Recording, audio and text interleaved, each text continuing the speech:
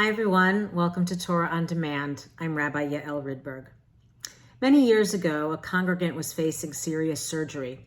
She was agitated when I visited with her because she believed she had not fulfilled a promise to her mother that was exacted from her before she died, and now she might die with the promise unfulfilled. Such a scenario is not uncommon, but it is treacherous.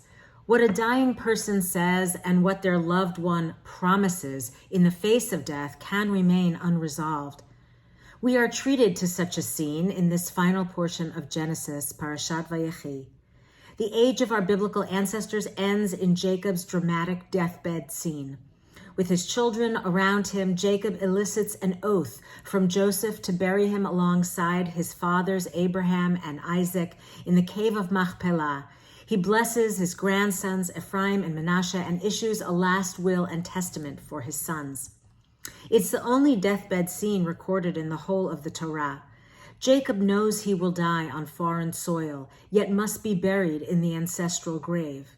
No one is to be buried in Egypt, so Jacob's request is bound up with the divine promise of redemption and nationhood in Israel.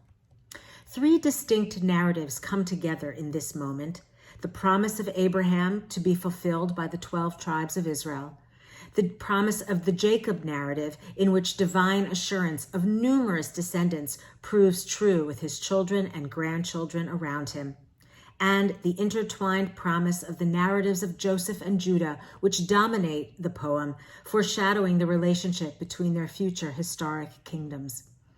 Several interpretations point to Jacob's desire to foretell what will happen to his sons.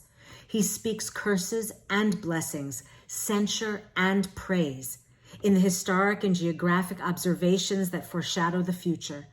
The sons tell their father that they are unified, that they are a family, and that their father has nothing to fear. The biblical text carries the imprint of the desired shalom bayit, comfort and peace in the home.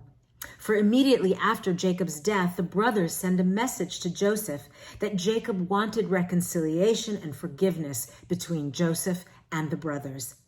No such conversation appears in the text, however, but the mention of it moves Joseph to tears. If we are lucky enough to share our final thoughts with those we love before they or we die, let them not set us up to fail. Let them reflect how we lived our lives, shared our love, our values, our passions, and our hopes for the future.